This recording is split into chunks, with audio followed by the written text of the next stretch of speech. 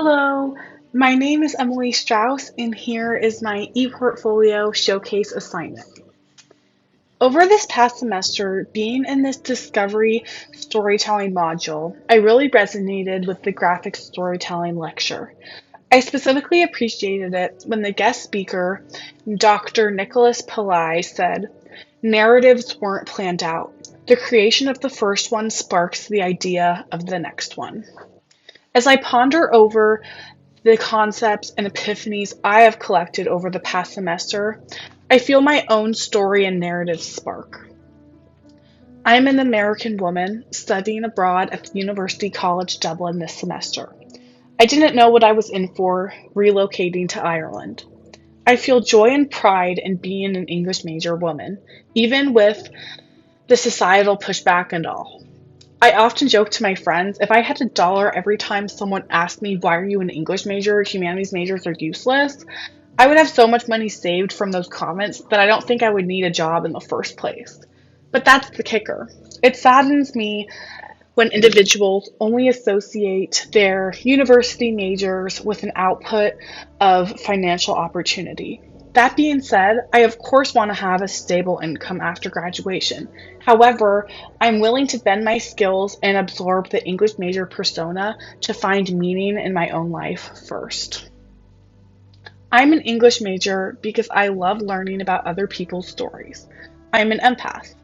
I certainly didn't feel this conviction in my path all at once. Like our graphics lecture pointed out, my previous experiences spark later realizations.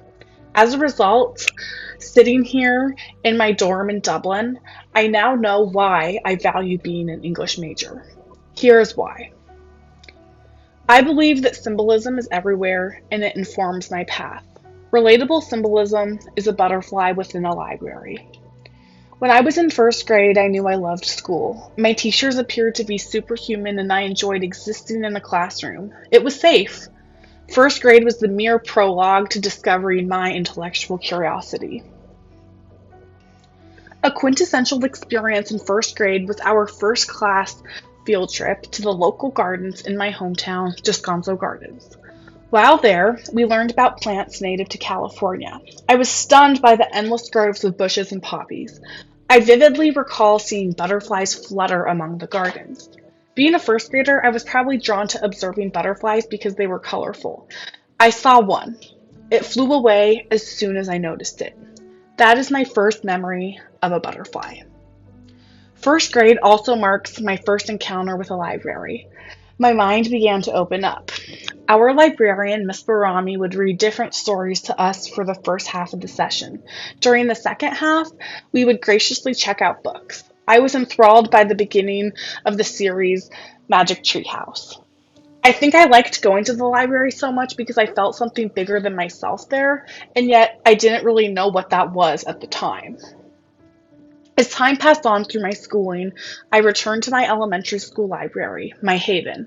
I was embarking on my Girl Scout Gold Award, a project in a female organization designed to create sustainable improvement to my community. I wanted to give back to the place that had given me so much joy, so I went back to my elementary school. One of my teachers expressed that I could help restore the library. I was thrilled to literally walk down my own memory lane. The project involved dissecting a selection of 20,000 books by implementing a new barcode system, donating and repairing books, rearranging them into appropriate sections, and creating a reading incentive program. The same books that I sorted, scanned, and fixed were the ones I once journeyed through.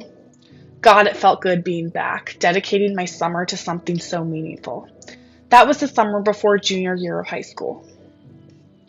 Junior year of high school began, and at the time I was knee-deep in drafting portfolio essays for my writing class.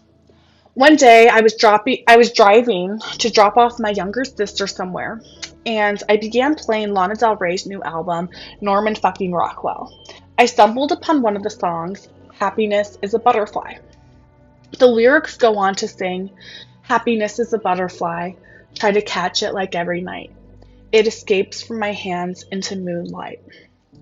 As I was driving the Jetta, processing that lyric with my little sister beside me, I realized that the state of happiness is impermanent. It is fleeting. I can chase after it, like the butterflies I chased as a first grader at Descanso Gardens, but I will never quite have it in its entirety. Happiness is something often chased after. I was scratching the surface of my own happiness, but that realization, beautifully laid out before me by Lana Del Rey, terrified me. How can I live a happy life? I wondered to myself. How can I create an environment where my little sister sees life in a happy lens? I wanted her to have the happiness that I knew could slip away like a butterfly in a garden. As I continued to explore music in my studies, I got a job at a local grocery store during the summer of senior year. I worked as the courtesy clerk for a year, sweeping aisles, bagging groceries, assisting customers, and collaborating with coworkers. My boss, Victoria, generously gave me departing gifts on my last day of work. I was verklempt when I got back in my Jetta, sitting there in the sun after clocking out of the grocery store for the last time. I opened up the beautifully wrapped gifts from my boss, and I saw a journal. The journal was covered in fluttering black butterflies. It read on the cover, "With brave wings she flies." That was the end of summer after senior year of high school, and shortly thereafter, I went off to college. That journal from my boss became my designated place to plan my semester class schedules throughout university. After I moved to college, it became clear to me that I had to switch my major to study English because my mind just needs to read and write like it needs oxygen and water. My ideal college morning begins at the library on campus where I feel a sense of ease, working towards my dreams, doing my classwork, discovering my own brain. During my third year of university, I was in a remarkable narrative writing class with an even more remarkable professor, Fritz Swanson. I love this professor because he exudes a zest for life and passion simply poured out of his soul every class session at 8:30 in the morning. One morning, Professor Swanson said something that I will periodically reflect on for the rest of my life.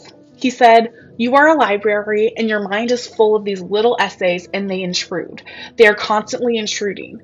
You have the responsibility to stock the shelves as much as you can."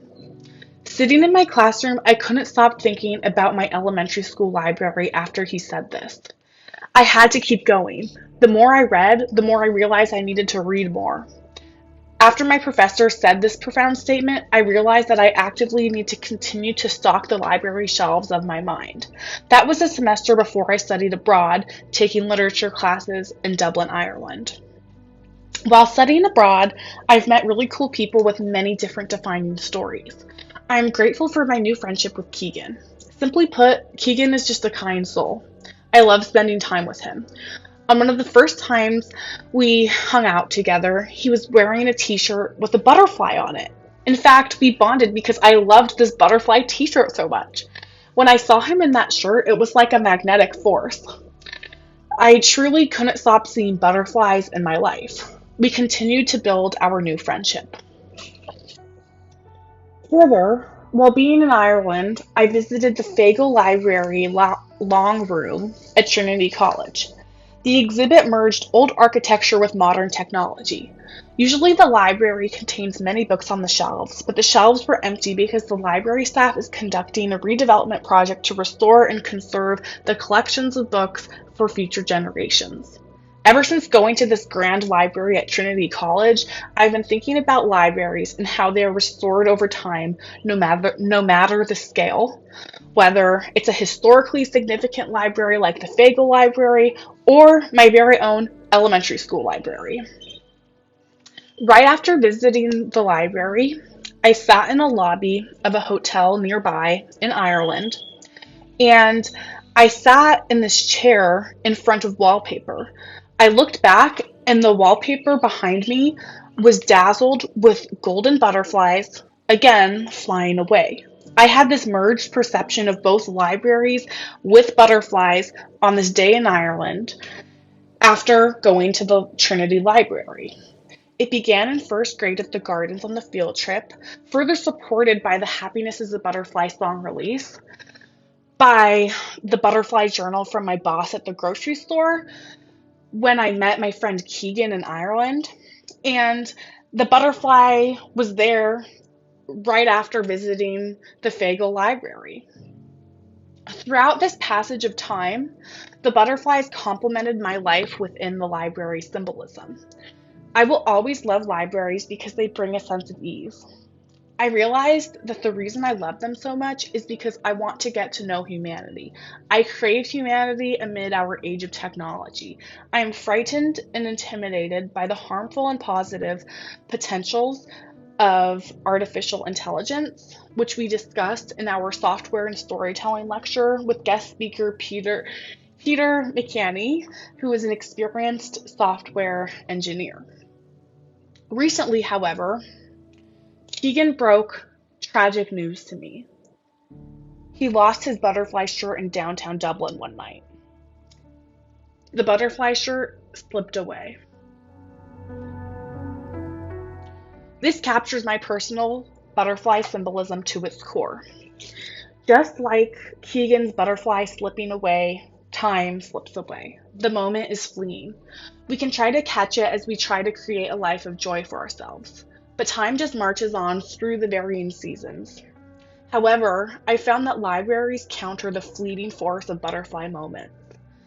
Libraries simultaneously preserve knowledge and stories in time. So, in times where we chase objects and goals, like trying to catch those butterflies, I feel comforted to know that libraries can catch the uncertainty of life by capturing various stories. Therefore, reading and writing is empowering for me to help me make sense of the world and what I want from life. For me, I make sense of the world through symbolic moments of butterflies and libraries. I will leverage my English major degree to tell stories and, more importantly, to listen to stories from others in my future professions.